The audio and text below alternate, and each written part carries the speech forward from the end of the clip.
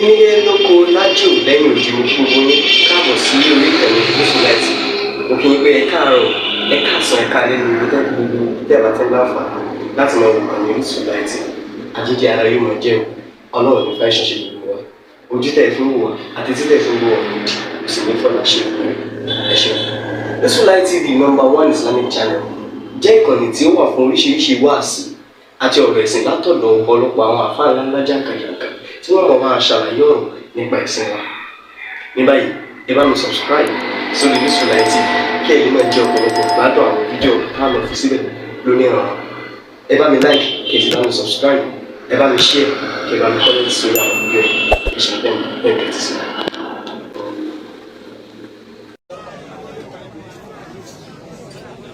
Boko rárá bí wọn bá ti dòkú ó ti lọ ti ẹ̀rí ẹ̀. àwọn ọ̀rọ̀ tí ìsásù sọ tó dáa bó ti níye lórí tó wọ́n jẹ́ àmọ̀ wípé ẹni tí wọ́n ń pè lókùú òun náà ni ẹni tí ò bá sílámù déwájú ọlọ́run. àmọ́ bẹ́ẹ̀ yẹn bá ti bá sílámù déwájú ọlọ́run onítọ̀hún èso kú mọ́ nígbà tí wọ́n tún wá báàkì ẹ̀ lẹ́yìn ayálùkọ́ àdèlẹ́ fi báàkì ẹ̀ kẹ́lẹ́ máa rírì àá ńgbà tó ti wí ńgbà tí ó gbẹnu lé èmi náà jòkó kalẹ̀ pé kó èsì níjó lọ àbí ti bá bèsì ẹ̀ èmi náà kàn máa sí pé ò gbọ́ ò dà bẹ́ẹ̀ ọlọ́njárí ń pẹ́. Ojú ọgbà gbé assalamu alaikum wa rahmatullahi wa barakatuh. Wa alaikum assalam wa rahmatullahi ta'ala wa barakatuh. Àwọn afáàdì ṣe wá àṣẹ tó pọ̀.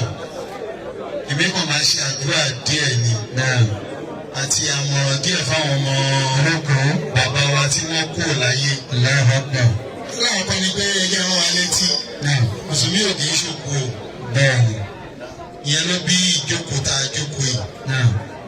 A rí i pé èyí máa ń sọ kíní kan wà láàmì àdúrà kì í bá òkú bókù rárá bí wọn bá ti gbé òkú ó ti lọ ti ẹ̀rí ẹ̀. ẹni táwọn wá bèèrè ni pé kí ló ń pè ní òkú àwọn wo ni òkú wọ́n bá dẹ́kun Muhammad sallallahu alaihi wasallam nínú àná ni o nínú sọ́ọ̀tì nìrọ̀n Quran 3:1. wàhálà ìsàlẹ̀ ìsàlẹ̀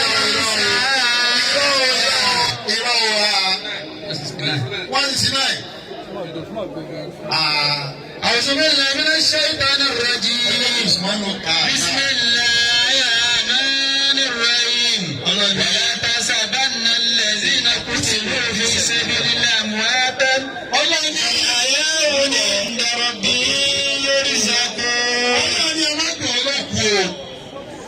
wọ́n bá kírun kú kó gbààwẹ̀ kú kó yọ zàká kú kó lọ ájì kọ́mọ náà lẹ́yìn ọkàn wọn ìṣògo.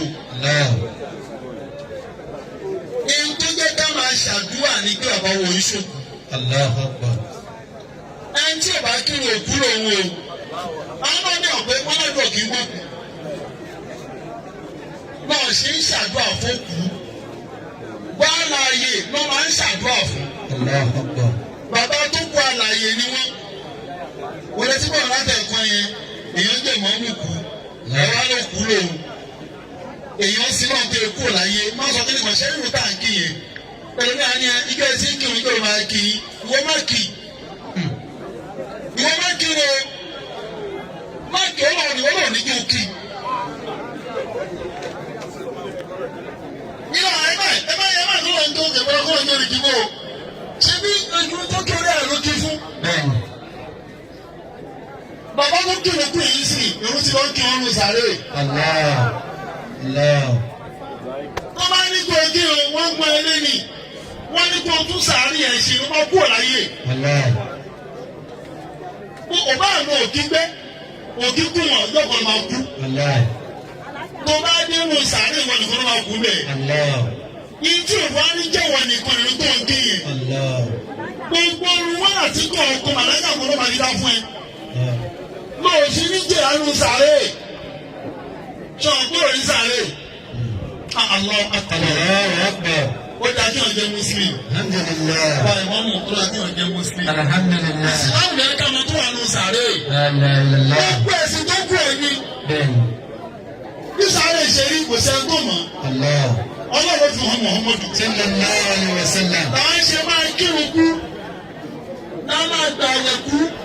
Tá máa yan sàká kú.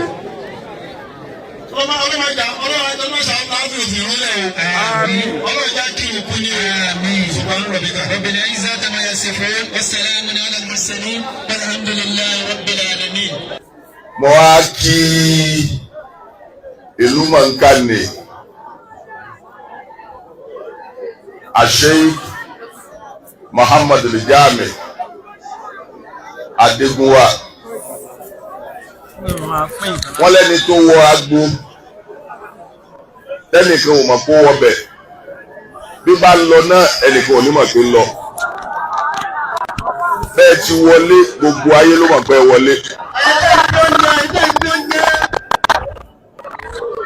báwa parí òde ń sìn ẹlòmíì ó sẹ̀ mọ́ ju ara ẹ̀ kó ń wá ni ẹ̀kún máa bá jiyàn á ló ń wá yóò máa wá ní ẹ̀ ńgbà tí kinní kan báyìí ẹ̀yin ti kọjá bẹ́ẹ̀. mo kì í púpọ̀ ọlọ́run ọba tí ó ní ìṣọ́ kó máa bá a fi ṣọ́ yín ọlá òdodo tẹ ẹ dámọ̀ tẹ ẹ wá takùtì ọlọ́run bá wa ṣọ́ yín gbogbo ẹni bá máa rírì iṣẹ́ tẹ̀ ń ṣe ó gbọ́dọ̀ máa ṣàdúrà púpọ̀ nínú Islam fídíò oríṣiríṣi la ní wíńgì oríṣiríṣi la ní lórí fídíò Islam wíńgì tẹ́yìn gbà wíńgì kan ní tí Islam nídìí ẹ̀ tá a sì gbọ́dọ̀ fọwọ́ kékeré mú ó dàbí àwọn jàmáà kan ohun táyé mọ̀ wọ́n mọ̀ nípa wọn máa ń ṣe jihad wọ́n máa ń ṣe wáàsí wọ́n á jagun sójú ọ̀nà ẹ̀sìn ẹnìkan wà lọ bá wọn báwọn kan bẹ àhùlá yabnuna al-masajid. àlẹ́ ìran kan kọ́ mọ́sálásí dé. àwọn tí wọ́n ń kọ́ mọ́sálásí yìí ṣe lérò pé iṣẹ́ tí wọ́n ń ṣe yìí ó pàtàkì tó ń jẹ́ yìí ń ṣe ẹni tó wá lọ béèrè tó sì jágbà fa olówó á dá lóhùn pé torí gbogbo yìí tí wọ́n ti tẹ́lifíṣì àti dáwà náà ń ṣe yóò máa rọra ọ lọ́wọ́ ni. àhùlá àwọn ìjọ orí tó ń kọ́ mọ́sálásí ni. yabnuna al-masajida. wọ́n ń kọ́ mọ́sálásí wọn ń kọjá lọ́n kalẹ̀. wa nahnu nadi'u ila salat. sọ̀rọ̀ àti ọ̀rọ̀ jáde lọ káàkiri káàkiri àwọn aláwọ̀ pe àwọn èèyàn tó máa wá kírun bẹ́ẹ̀. báwa bá kọ́ kalẹ̀ àwọn làá pèrò sọ́kọ̀. àwọn làá pèrò sọ́kọ̀ báwa bá sì pèrò sọ́kọ̀ láàrẹ̀ ní kọ́ mọ́sálásí ó kú wọ́n láti kí o. bàbá wọn pèrè sọ́kọ̀ àyọ̀lásí ọkọ̀ ó dùn ọ́ pé ibi tẹ́yìn náà wà o ẹ̀yin máa gba àwọn èèyàn wọlé ẹlòmíì tọ́lọ́ ń dá sínú Islam tó ti tasí àgẹ̀rẹ̀ ẹ̀yin lẹ́yìn tó dúró yé pé kò yẹ kó fo bẹ́ẹ̀ sí ẹlòmíì tí wọ́n sì bí sínú ibi tí ò yẹ kí wọ́n bí sí ẹ wàá kó wọn wá àwọn máa kọ́ wọn. àwọn máa wá kọ́ wọn mo kì í púpọ̀ mo sì kí làákà yìí mo fẹ́ pe àkíyèsí àwọn èèyàn lórí nǹkan kankan kí làkíyèsí náà òun náà ni pé béèyàn bá bẹ̀rẹ̀ ọ̀rọ̀ ẹ jẹ́ kẹ́ni ìyẹn ó máa sọ̀rọ̀ tán kẹ́ tó dájọ́ nígbà tẹ́ bẹ̀rẹ̀ ọ̀rọ̀ lẹ́ẹ̀kan ẹni sàrà ò lè bá àdúrà ò lè bá òkú ẹlòmíì ó kọ́ wò pé nígbà tí ò lè gbókù kí la jókòó lẹ̀ fún.